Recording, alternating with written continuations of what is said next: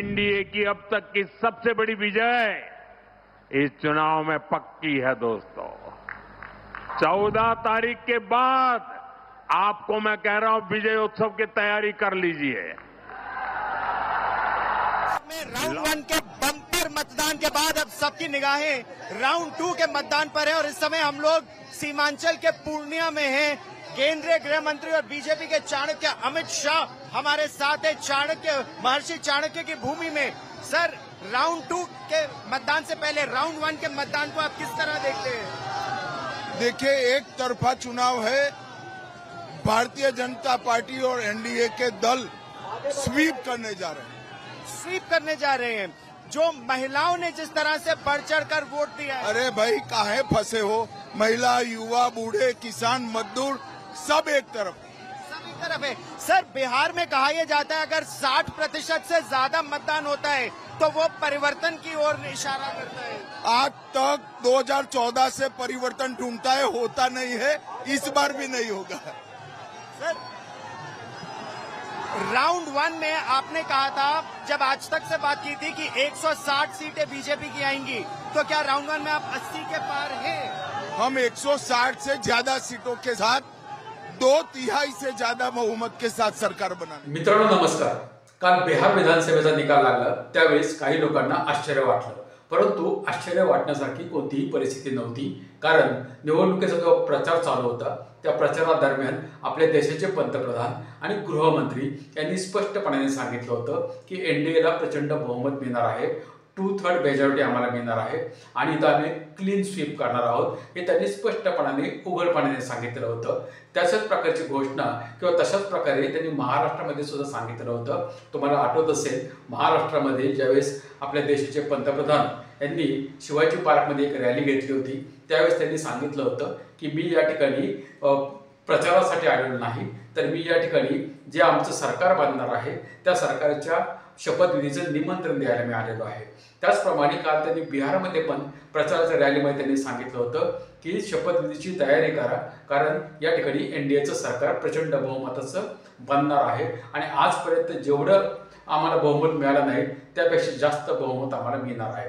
म्हणजे थोडक्यामध्ये काय आहे, ह्याच्यामध्ये कुठेही कोणाच्या मनामध्ये शंका असण्याचं कारण नाही की या ठिकाणी एनडीएला बहुमत कसं मिळालं, कारण पंतप्रधान आणि गृहमंत्री हे जर सांगतायत की आमचं सरकार बनणार, मग त्याच्यावर विश्वास न ठेवण्यासारखं कोणतीही गोष्ट नाही। परंतु आपल्या देशामध्ये जे लोकशाही आहे किंवा आपल्या देशामध्ये जे संविधानाचं राज्य आहे त्याच्यासाठी मात्र एक धोक्याची घंटा हा जो पॅटर्न आपल्या देशामध्ये राबवला जात आहे किंवा राहुल गांधी जे म्हणतायत की एक व्यवस्था आपल्या देशामध्ये काम करत आहे, त्या व्यवस्थेच्या वर मात्र किंवा त्या व्यवस्थेच्या मार्फत मात्र देशाच्या संविधानावर, देशाच्या लोकशाहीवर आणि लोकांच्या अधिकारांवर एक प्रकारे आक्रमण होते का काय, अशी शंका मात्र सर्वसामान्य नागरिकांच्या मनामध्ये आता निर्माण झालेली आहे। कारण तुम्ही जर बघितलं असेल तर राहुल गांधींनी ज्यावेळेस पत्रकार परिषद घेतली त्यावेळेस त्यांनी स्पष्टपणे सांगितलं होतं की हा जो पॅटर्न आहे, हा जो H फाईल मी या ठिकाणी तुम्हाला दाखवतोय, हरियाणा फाईल, ती तुम्हाला एक मी नमुना म्हणून दाखवतोय की हा प्रकारे वोट चोरीचा एक जे सिस्टम आहे ते आपल्या देशामध्ये सेंट्रलाइज पद्धतीने काम करत आहे आणि अशाच प्रकारे हा जो निकाल आहे तो बिहारमध्ये येण्याची शक्यता आहे हे त्यांनी त्याच वेळेस सांगितलं होतं। त्यामुळं काँग्रेस पार्टी म्हणा किंवा जो विपक्ष आहे त्याला सुद्धा माहिती होतं की ही जी सिस्टीम आहे ती बिहारमध्ये सुद्धा काम करणार आणि आता पुढचा नंबर हा बंगालचा आहे हे स्पष्टपणे त्यांनी सांगितलेलं आहे। म्हणजे थोडक्यामध्ये काय आहे की हा जो पॅटर्न सुरू झालेला आहे, मग तो हरियाणा पॅटर्न असेल किंवा मध्य प्रदेश पॅटर्न असेल, दिल्लीमध्ये असेल, महाराष्ट्रामध्ये असेल, आता बिहारमध्ये असेल, या सर्व ठिकाणी एक पॅटर्न स्पष्टपणाने दिसतोय की कशा प्रकारे वोट पर्सेंटेज येईल, कशा प्रकारे या ठिकाणी सीट शेअरिंग कशाही प्रकारे केलं तरी कोणाला किती सीट येतील हे सुद्धा एक प्रकारे ठरवून ठेवल्यासारखं येत आहे। कारण तुम्ही जर महाराष्ट्रामध्ये बघितलं तर महाराष्ट्रामध्ये जे महायुतीचं सरकार हे 2024 मध्ये आलं, त्यामध्ये खूप सारे वोट चोरीचे आरोप तर आहेतच आणि ते वोट चोरी करून सरकार आलेलं आहे हे तर विरोधी पक्षाचे आरोप आहेतच। मतदार याद्यामध्ये घोळ आहे हे तर सरकारी पक्ष आणि विपक्ष या दोघांचंही म्हणणं आहे की मतदार याद्यामध्ये घोळ आहे। परंतु जे सरकार या ठिकाणी आता महाराष्ट्रामध्ये सुद्धा काम करत आहे, त्याचं ज्यावेळेस स्थापना झाली, जे महायुती बनवली गेली ती कशा प्रकारे बनवली गेली आणि त्याच्यामध्ये ज्यांच्या नेतृत्वामध्ये हे जी काही पूर्ण निवडणूक लढवली गेली त्यांना नंतर कसं बाजूला केलं गेलं आणि त्यांना किंवा त्यांच्या जे दोन पार्टनर जे त्याच्यामध्ये सत्ताधारी पक्षाच्या बरोबर होते त्या दोन पक्षांचं अस्तित्व अशा प्रकारचं निर्माण केलं गेलं की त्यांना तिसऱ्या पक्षाबरोबर जरी गेले तरी कोणत्याही प्रकारे सरकार बनवता येणार नाही. अशाच प्रकारची परिस्थिती आता बिहारमध्ये सुद्धा झालेली आहे. बिहारमध्ये जो सत्ताधारी पक्ष आहे त्याच्या बरोबरीने जो तिथला जो प्रादेशिक पक्ष जो सत्तेमध्ये आहे त्या सत्ताधारी पक्षाला एवढ्या जागा मिळालेल्या आहेत आणि विरोधी पक्षाला एवढ्या जागा मिळालेल्या आहेत की तो दोघं उद्या जरी त्यांना वाटलं की आम्हाला मुख्यमंत्री करत नाही, सत्ताधारी पक्ष जो तिथला आहे त्याला जर वाटलं की आम्हाला मुख्यमंत्रीपद तुम्ही देत नाही तर मग ठीक आहे आम्ही दुसऱ्यांबरोबर जातो, तर ते जाऊ शकणार नाहीत. अशा प्रकारची रचना त्या सीटांच्या मध्ये आलेली आहे. म्हणजे थोडक्यामध्ये काय आहे की एक पॅटर्न याच्यामध्ये आहे की कोणत्याही परिस्थितीमध्ये जो विपक्ष आहे तो जरी आपल्या संगती असला तरी परंतु तो दुसऱ्या ठिकाणी जाऊ शकणार नाही. याची अरेंजमेंट या ठिकाणी केल्यासारखी एक पूर्ण आकडेवारी आपल्याला दिसत आहे. त्याच्यामुळं कोणावरही आरोप लावायची गरज नाही, परंतु जे आकडे आहेत ते स्पष्टपणे या ठिकाणी दिसत आहेत. आणि म्हणून आपल्या देशामध्ये असं म्हटलं जातं EVM म्हणजे काय तर इलेक्ट्रॉनिक वोटिंग मशीन आणि इलेक्शन कमिशन म्हणजे काय निवडणूक आयोग. परंतु या ठिकाणी हे दोघांचे नावं आता बदलण्याची गरज पडणार आहे काय असा प्रश्न निर्माण झालेला आहे. कारण तुम्ही जर बघितलं असेल तर EVM जे इलेक्ट्रॉनिक वोटिंग मशीन आहे ते आता इलेक्शन वोटिंग मॅनेजमेंट झालेलं आहे. इलेक्शन वोटिंग मॅनेजमेंट ते झालेलं आहे. आणि दुसरं जे आहे ते इलेक्शन कमिशन जो आहे तो इलेक्शन कमिशन आता इलेक्शन कोऑर्डिनेटर झाल्यासारखं काम करत आहे. कारण इलेक्शन कमिशनवर ह्या संपूर्ण निवडणुकीमध्ये अत्यंत गंभीर असे आरोप आहेत. त्याच्यात आपण आता विचार करणारच आहोत. परंतु ही जी पूर्ण बिहारची निवडणूक झाली त्याच्यामधून जे 3 प्रकारचे जे संदेश आहेत ते वेगवेगळ्या प्रकारे देण्यात आलेले आहेत. पहिला जो संदेश आहे तो निवडणूक आयोगाच्या मार्फत देशाला दिला गेलेला आहे. दुसरा जो आहे तो संदेश आहे विरोधी पक्षांना आणि तिसरा जो संदेश आहे तो आहे देशातील नागरिकांना. हे तिन्ही जे प्रश्न आहेत हे जर आपण समजावून घेतले तर निश्चितपणाने हा जो पॅटर्न आहे हा देशाच्या लोकशाहीसाठी किती घातक आहे हे आपल्याला समजणार आहे. आणि म्हणून सर्वात पहिल्यांदा आपण निवडणूक आयोगाचा थोडक्यामध्ये विचार करूया की निवडणूक आयोग जो त्याला मी म्हटलेला आहे की इलेक्शन कमिशन न राहता तो इलेक्शन कोऑर्डिनेटर झालेला आहे. याचा अर्थ काय तर जर तुम्ही बघितलं असेल तर निवडणूक आयोगाची भूमिका ही पूर्णपणे संशयास्पद आहे. निवडणूक आयोग वोटर लिस्ट बनवण्यापासून तर ती निवडणूक प्रक्रिया पूर्ण पारदर्शकपणे घेण्यापर्यंत CCTV पासून तर प्रत्येक गोष्टीमध्ये निवडणूक आयोगावर आरोप आहेत. आणि निवडणूक आयोग कोणत्याही गोष्टीचं उत्तर द्यायला बाधिल नाही किंवा तो म्हणतो की आम्ही स्वायत्त आहोत, आम्ही उत्तर देणार नाही. त्याच्यामुळं ह्या ज्या गोष्टी आहेत ह्या आता नागरिकांनी समजून घेतल्या पाहिजेत की निवडणूक आयोग हा कशा प्रकारे कोऑर्डिनेटरचं काम करत आहे आणि इलेक्शन कमिशन हे इलेक्शन कोऑर्डिनेटरच्या भूमिकेमध्ये कशा प्रकारे आलेलं आहे. तुम्ही जर बघितलं तर बिहारमध्ये ज्या वेळेस हे SIR ची प्रक्रिया ही निवडणूक आयोगाने एकाएकी काढली आणि जानेवारीमध्ये झालं होतं तरी परत जुलैमध्ये त्यांनी चालू केली आणि त्यावेळेस विरोधी पक्षाने ऑब्जेक्शन घेऊन सुद्धा त्यांनी त्याचं ऐकलं नाही आणि एका महिन्याच्या आत हे सर्व जे काही प्रक्रिया आहे ती पार पाडली. आणि त्याच्यामध्ये 50-60 लाख लोकांची जी नावं काढली गेली ती कोणाची नावं आहेत त्याची डिटेल आजपर्यंत त्यांनी दिलेली नाही. परंतु त्यामध्ये जे 20-25 लाख जे नवीन मतदार निर्माण झाले त्यांची नावं त्यांनी ॲड केली तर ते कोण आहेत हे त्यांनी सांगितलेलं नाही. त्याच्यानंतर ह्या निवडणुकीच्या प्रक्रियेमध्ये जे काही 10,000 रुपये ज्या महिलांना त्या ठिकाणी देण्यात आले ते 10,000 रुपये ज्यावेळेस आचारसंहिता लागली त्याच्यानंतर निवडणुकीचा पहिला टप्पा झाल्यानंतर सुद्धा हे 10,000 रुपये त्या ठिकाणी महिलांच्या खात्यामध्ये टाकण्यात आले. परंतु निवडणूक आयोगाने त्या ठिकाणी कोणत्याही प्रकारे हस्तक्षेप केला नाही किंवा कोणतीही कारवाई सत्ताधारी पक्षांवर केली नाही. त्यानंतर ज्यामध्ये मधल्या काळामध्ये तुम्ही जर बघितलं असेल तर CCTV आणि कॅमेरे बंद झाल्याच्या तक्रारी आल्या. त्याच्यानंतर काय गाड्या ह्या आतमध्ये स्ट्रॉंग रूममध्ये जात आहेत आणि रिकाम्या होऊन बाहेर येत आहेत ह्या तक्रारी त्या ठिकाणी मिळाल्या. त्याच्यावर कोणतीही कारवाई झाली नाही. त्याच्यानंतर निवडणूक आयोगाने जे मतदार त्याच्या ठिकाणी बाहेर जाऊन ज्यांना मतदान करता आलं नाही त्यांच्या तक्रारी होत्या त्याच्यावर कोणतीही कारवाई झाली नाही। त्यानंतर जो धार्मिक प्रचार आहे किंवा ध्रुवीकरणाचा अजेंडा हा निवडणुकीच्या प्रचारादरम्यान चालवला गेला, त्याच्यावर निवडणूक आयोगाने काही काय केलं नाही। कारण सुप्रीम कोर्टाचा 2017चा एक निर्णय आहे, जजमेंट आहे की तुम्हाला धर्माच्या आणि जातीच्या नावावर तुम्हाला मतं मागता येणार नाहीत आणि तुम्हाला धर्माच्या नावावर लोकांना पॉलराइज किंवा ध्रुवीकरण त्यांचं करता येणार नाही। परंतु त्या ठिकाणी निवडणूक आयोगाने कुठल्याही प्रकारे कारवाई केली नाही। त्यानंतर हे जे काही CCTV आहेत किंवा जी आकडेवारी जी निवडणूक आयोगाला जाहीर करावी लागते प्रत्येक निवडणुकीनंतर, ती सुद्धा वेळेत तो देतोय की नाही ह्याच्यावर आता शंका निर्माण आहे। किंवा जे टक्केवारी जी दिली जाते किंवा सांगितली जाते किंवा जी प्रसिद्ध केली पाहिजे इन टाईम प्रत्येक वेळेस, ती त्यांनी व्यवस्थित केली नाही। निवडणूक लागल्यानंतर सुद्धा योग्य प्रकारचे जे कोण जिंकलं कोण हारलं ह्याची जी काही आकडेवारी बाहेर येणं आवश्यक आहे ती योग्य वेळेमध्ये आलेली नाही। असे वेगवेगळे आरोप त्या ठिकाणी निवडणूक आयोगावर आहे। आणि विशेष म्हणजे तुम्हाला जर त्याच्यामध्ये हे निकाल लागल्यानंतर जे काँग्रेस पक्ष आहे त्याचे प्रवक्ते आहेत त्यांची जी तुम्ही प्रतिक्रिया ऐकली तर त्यांचं म्हणणं आहे की हे जे विजय आहे हा NDAचा नाही, तर हा विजय जो आहे हा निवडणूक आयोगाचा आहे। म्हणजे थोडक्यामध्ये काय आहे की निवडणूक आयोग हा पारदर्शीपणाने काम करत नाही हे याच्यामधून सिद्ध होत आहे। आणि निवडणूक आयोग जरी वोट चोरीचा आरोप असेल किंवा काय असेल तर त्याला SIRच्या नावाखाली झाकण्याचा प्रयत्न करत आहे। आणि निवडणूक आयोग ज्याप्रमाणे एक आता त्याला त्या काय शब्द वापरायचा, परंतु योग्य प्रकारे तो काम करत नाही हे एक गोष्ट आहे। त्याच्यामुळं आता निवडणूक आयोगाविरोधात कोर्टात जाणं हा एकमेव मार्ग त्यांनी मोकळा ठेवलेला आहे। परंतु कोर्टामध्ये गेल्यानंतर सुद्धा निवडणूक आयोग त्या ठिकाणी ॲफिडेव्हिट देतं की आम्ही स्वायत्त आहोत आणि मग कोर्टामध्ये सुद्धा म्हटलं जातं की निवडणूक आयोग स्वायत्त आहे, त्याला आम्ही काय ऑर्डर देणार। म्हणजे हा प्रश्न किंवा ही समस्या आज आपल्या देशामध्ये मोठ्या प्रमाणावर आहे।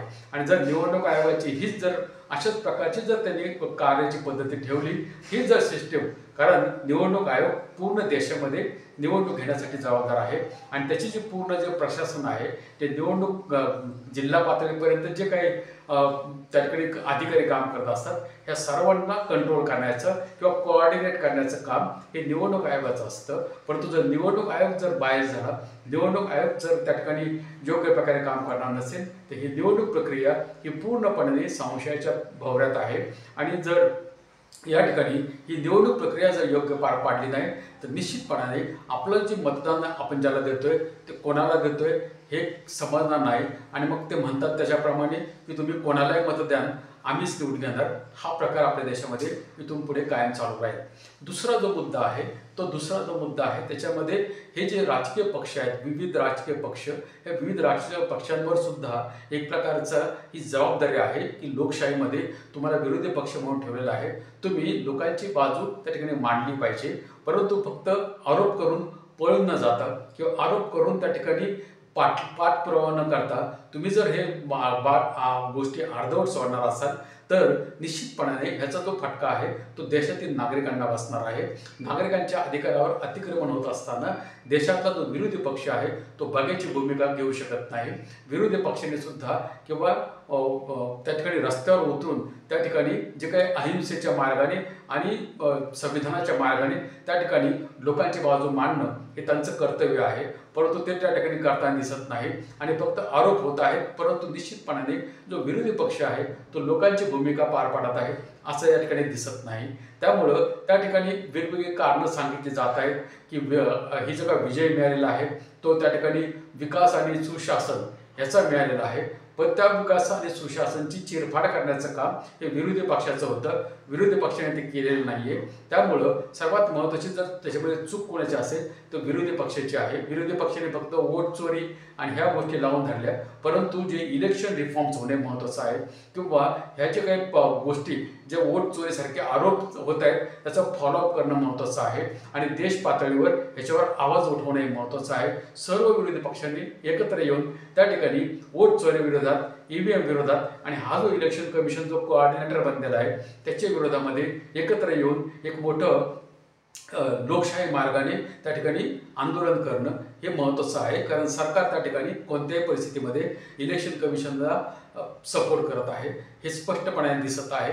आणि म्हणून त्याचा जर फायदा त्यांना होत असेल तर किंवा त्यांनी त्यांच्या फायद्यासाठी जर ते इलेक्शन कमिशनचा वापर करत असतील निश्चितपणाने ह्या गोष्टी येणाऱ्या भविष्यामध्ये सुद्धा या पुढे अशा चालू राहणार आहेत. आणि तिसरा जो मुद्दा आहे जो लोकशाहीसाठी आणि आपल्या एक नागरिकांसाठी सुद्धा धोक्याची घंटा आहे आणि तो म्हणजे आपला जो मतांचा अधिकार आहे त्या मताच्या अधिकारावर दरोडा घातला जात आहे असं स्पष्टपणे दिसत आहे. कारण 60-60 लोकांची मतं जर कापली जात असतील किंवा जे लोक त्या ठिकाणी समोर येऊन कॅमेऱ्यावर सांगतायत की आमचं हे वोटिंग आय डी आहे आणि आम्हाला मताचा अधिकार नाही, त्या ठिकाणी मोठ्या प्रमाणावर सरकारी पैशाचा चुराडा होत आहे. आणि सरकार जे काही पैसे वाटत आहे हे त्यांच्या घरातून आणत नाही किंवा ते ज्या पार्टी आहे त्या पार्टीचा हा पैसा नाही. ती ज्या पार्टीला जे लोक पैसे देत आहेत, जे उद्योगपती कोण असतील किंवा कॉर्पोरेट असतील जे ह्या पैसे वाटायला मदत करतायत त्या लोकांना सुद्धा त्याच्या बदल्यामध्ये सरकारी संपत्तीचा वाटा मिळतोय. त्याच्यामुळं ही जी सरकारी संपत्ती जी जनतेची आहे त्या जनतेच्या संपत्तीचा पूर्णपणाने मनसोक्तपणाने प्रचंड बहुमत जसं म्हणतात तसं प्रचंड प्रमाणावर पैशाचा उदामोह आज चालू झालेला आहे. आणि या ठिकाणी 10,000 रुपये त्यांना दिलेले आहेत. 10,000 रुपये कशासाठी दिलेत तर रोजगार करण्यासाठी. त्यांना रोजगार कशाचा करायचा हे माहिती नाही. त्या ठिकाणी 60% जास्त महिला हे 100% अशिक्षित आहेत बिहारमध्ये. त्याच्यानंतर गरिबी इतकी प्रचंड आहे की त्या महिलांना ते पैसे मिळतील का नाही ह्याची पण गॅरंटी नाही. कारण मध्ये एका दुसऱ्या ह्याच्यामध्ये जे जीविका दिदी तिथल्या आहेत त्या किती कर्जबाजारी आहेत हे त्यांनी टीव्हीवर येऊन स्वतः सांगितलेलं आहे. त्यामुळं बँकेचे पैसे त्यांना मिळतील की नाही ह्याची गॅरंटी नाही. ते त्या ठिकाणी उद्योग करणार की नाही ह्याची गॅरंटी नाही. परंतु हा जो पैसा 10,000 रुपये दिलेले आहेत हे मात्र त्या ठिकाणी त्याचा अपार होण्याची शक्यता जास्त आहे किंवा ते परत फिरून सरकारकडे जातात का काय ह्याची सुद्धा काय गॅरंटी नाही. ह्या सर्व प्रकारच्या गोष्टी या ठिकाणी असताना खरोखर हा जो नागरिक आहे की आम्ही जे नागरिक आपण आहोत आपला अधिकार जो मताचा अधिकार आहे की ज्याला वापरून आपण सरकार बनवू शकतो किंवा सरकार पाडू शकतो त्या आपल्या अधिकारावर ह्या व्यवस्थेकडून किंवा ही जी वोट चोरीची व्यवस्था जे सेंट्रलाइज पद्धतीने काम करत आहे त्या सेंट्रलाइज पद्धतीने कारण हे आरोप जरी असले तर हे आरोपाला कोणीही उत्तर दिलेलं नाही. उलट सत्ताधारी पक्ष आणि विरोधी पक्ष हे दोन्ही म्हणतायत की वोट चोरी होत आहे कारण मतदार याद्यांमध्ये घोळ आहे आणि निवडणूक आयोग ह्याच्यावर कोणत्याही प्रकारचं काम करण्यासाठी असमर्थ ठरलेलं आहे. म्हणजे थोडक्यामध्ये काय झालेलं आहे की पहिल्यांदा जे काही GST आणून एक प्रकारे पैशाचं केंद्रीकरण सरकारने केलं. पूर्ण GST आणून सर्व राज्यांचा अधिकार जो होता पैसे गोळा करण्याचा टॅक्स गोळा करण्याचा तो अधिकार केंद्राने स्वतःकडे घेतला. म्हणजे सर्वात पहिल्यांदा पैसा स्वतःकडे घेतला आणि आता एक सेंट्रलाइज पद्धतीने ह्या मतदार याद्या म्हणून आता ह्याच्या मतदार याद्या आहेत ह्या सेंट्रलच्या अंडर घेऊन एक प्रकारे जो निवडणूक आयोग जो केंद्रीय आहे त्याला पूर्ण अधिकार दिलेले आहेत. आणि त्याच्यामुळं ह्या जर याद्या उद्या सेंट्रलाइज झाल्या तर उद्या ते वन नेशन वन इलेक्शन त्यांचा जो प्रोजेक्ट आहे त्यासाठी ह्याचा फायदा होऊ शकतो. म्हणजे एकाच वेळेस सर्व ठिकाणी मशीन लावायच्या आणि इलेक्शन वोटिंग मॅनेजमेंट ही जी EVM आहे इलेक्शन वोटिंग मॅनेजमेंट त्याच्या माध्यमातून सर्व देशामध्ये एकाच वेळेस निवडणुका घेऊन सर्व देशावर राज्य करायचं हा तो प्लॅन नाही ना. हे याच्यामध्ये आता लोकांनी समजावून घेतलं पाहिजे. आणि आपला जो अधिकार आहे हा आपल्या अधिकारावर मात्र गदा येत आहे. आपला जो अधिकार आहे सरकार निवडण्याचा त्या सरकार निवडण्याच्या अधिकारावर मात्र गदा येत आहे या सर्व प्रकरणामधून. कारण कुठेही पारदर्शकता नाही आणि निवडणूक आयोग नक्की काय करतोय त्याच्यामध्ये प्रेझेंटेशन झाले महाराष्ट्रामध्ये सुद्धा सांगितलेलं आहे. आणि हे ज्या प्रकारची परिस्थिती जी बिहारमध्ये झाली तुम्ही बघा आता महाराष्ट्रामध्ये परत यांनी सुरुवात केलेली आहे की सर्व जे स्थानिक स्वराज्य संस्थांच्या निवडणुका आहेत त्या आम्हीच जिंकणार. म्हणजे थोडक्यामध्ये काय आहे की सर्व ठिकाणी आम्हीच जिंकणार. म्हणजे डबल इंजिन सरकारचा पहिला फायदा घ्यायचा. आता ट्रिपल इंजिन सरकार बनवायच्या मागे की जेणेकरून ज्याला जे वाटेल ते मनसोक्तपणाने देता आलं पाहिजे. म्हणजे फक्त लोकांना एका बाजूने गरीब बनवायचं आणि दुसऱ्या बाजूने त्यांना पैसे वाटायचे, त्यांना योजनावर जीवन ठेवायचं, त्यांना 5 किलो रॅशनवर जीवन ठेवायचं, त्यांच्या स्वतःसाठी काय करायचं नाही आणि विकास करतो म्हणायचं. आणि त्याच्या नावाने मग जे काही उद्योगपती मोठे कॉर्पोरेट घराणे आणि जे फॉरेनचे ज्या कंपन्या येतात त्यांच्यासाठी सुविधा निर्माण करायच्या आणि स्वतः पण सुविधा उपभोगायच्या. ही परिस्थिती आपल्या देशामध्ये आहे. आणि म्हणून आता लोकांनी हे समजलं पाहिजे की हे जे निवडणुकीचे निकाल लागत आहेत आणि हा जो पॅटर्न आपल्या देशामध्ये एक प्रकारे स्थापन केला आहे हा पॅटर्न कसा मोडायचा आणि कसा थांबवायचा हा आता लोकांच्या हातामध्ये आहे, त्याशिवाय हे होणार नाही. अन्यथा हे सर्व गोष्टी हे अशाच पुढे चालू राहतील आणि त्यांचा जो प्लॅन आहे त्याच्यावर ते काम करतायत, त्यांचा जो अजेंडा आहे तो पुढे रेटतायत. म्हणजे नाव घ्यायचं संविधानाचं, नाव घ्यायचं लोकशाहीचं आणि अजेंडा मात्र आपला चालवायचा. ही परिस्थिती आपल्या देशामध्ये आहे, हे आता लोकांनी समजावून घेतलं पाहिजे. आणि म्हणून एक जागरूक नागरिक म्हणून ह्या आमची जबाबदारी आहे. आपल्याला जे समजतं किंवा आपल्याला जे गोष्टी माहिती होत आहेत त्या इतर लोकांपर्यंत पोहोचल्या पाहिजेत. त्यासाठी या व्हिडिओच्या माध्यमातून ही सर्व माहिती तुमच्यापर्यंत द्यायचा मी प्रयत्न केलेला आहे. तुम्हाला काय वाटतं, तुमची जी मतं आहे तुम्ही कमेंट करून मला सांगा. या व्हिडिओला लाईक करा, शेअर करा, कमेंट करा. भेटूया आपण दुसऱ्या व्हिडिओमध्ये दुसऱ्या मुद्द्यासह. तोपर्यंत धन्यवाद.